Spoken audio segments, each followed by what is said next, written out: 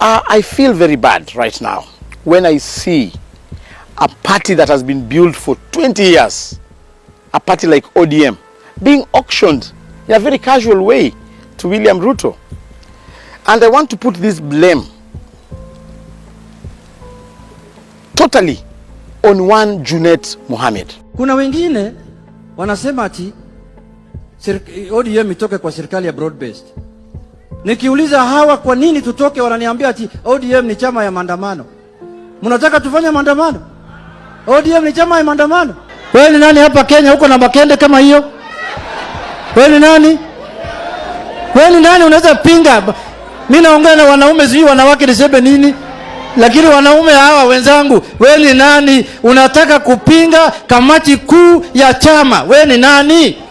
So today, guys, you'll just allow me say this because I feel more confused and not understanding some things that are happening inside the ODM. Because I feel like the civil war inside the ODM party did not begin after the 2022 elections. It began quietly at the very height of the Azimio campaign, when unity was preached in public but suspicion grew in private. As Raila Odinga's crossroads the country sailing hope and resistance, cracks were already forming within his inner circle. Today, many ODM supporters believe the party was not defeated at the ballot. It was weakened from inside. And at the center of this controversy is Junet Mohamed, who is one of Raila's closest allies and a man who wielded enormous influence during the campaign.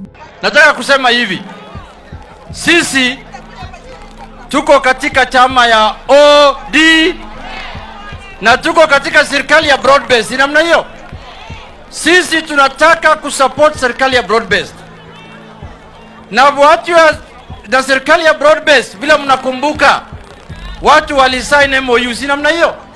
Si kulikuwa na memorandum? Yule mtu anaweza sema hiyo memorandum imekufa ni baba peke yake.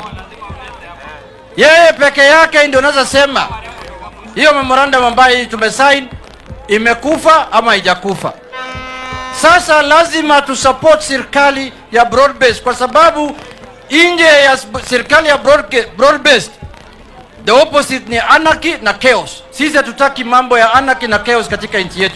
Wangapi wanasema tuepushane na mambo ya fujo na anarchy hapa katika nchi yetu?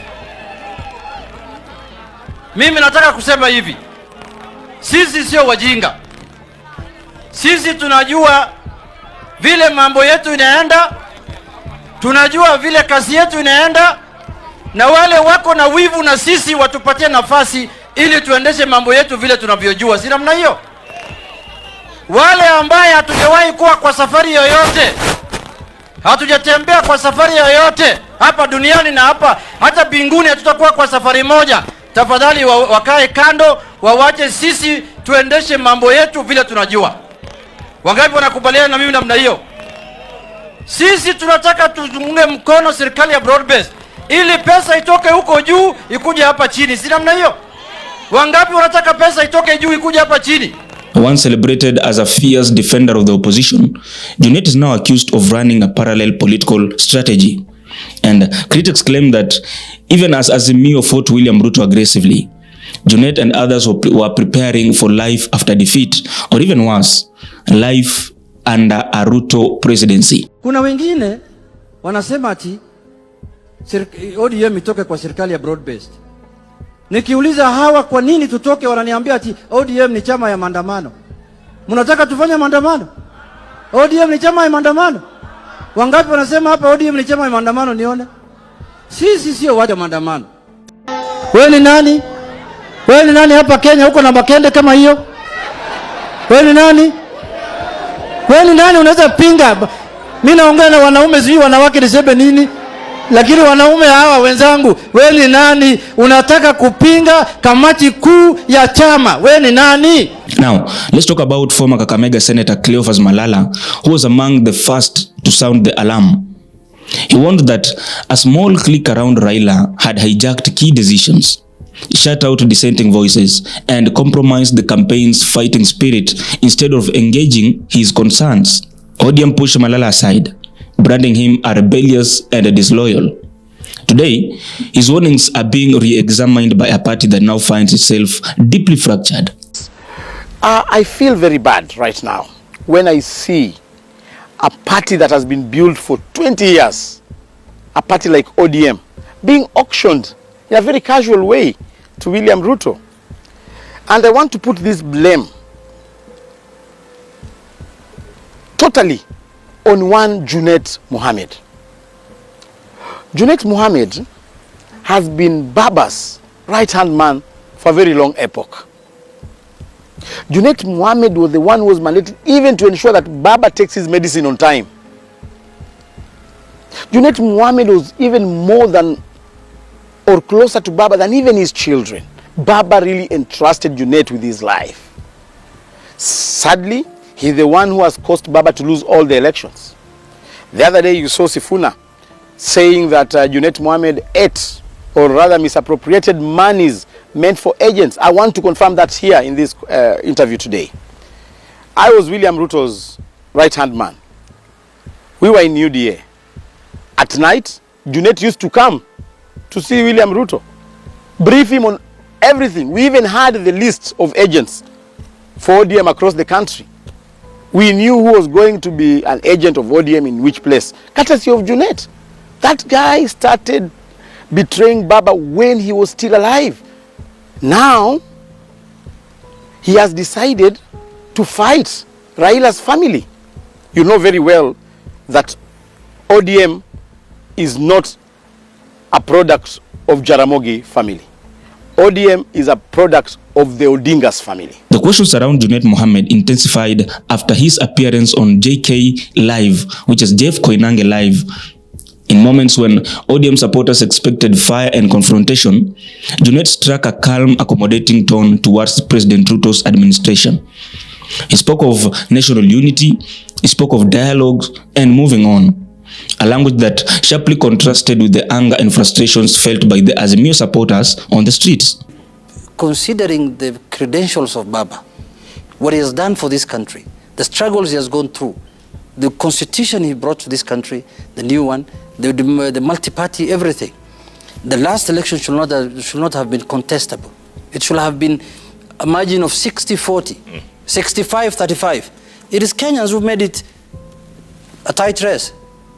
And in a tight race, you know, anything can happen. So you're blaming Kenyans now? No, I'm blaming especially people with your name who didn't vote for Baba. What do you mean? With your surname. Actually, Baba is on record to have said this broad-based thing belongs to Uburu. Yeah. Because he is the one who negotiated, who ran everything, who concocted everything. Yeah. Look at that. But you know, he struggles with the management of crowds, huh? He's not his brother. No, he can't be his brother. He can't be. You know, his brother, you know, was a politician and also a leader on his own rights, you know, and he's done very well. But he will try his best. Crowd management, he can speak to the people. He's loud enough, he's audible. And I think you are judging him too harsh.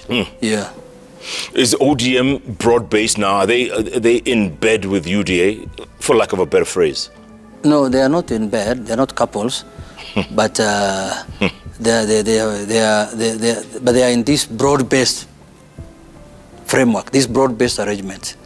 ODM is there, that I can tell you. There are some people of the view within the party that say they don't recognize the broad-based. But as far as I'm concerned, and majority of us know that we are in this broad-based until 2027.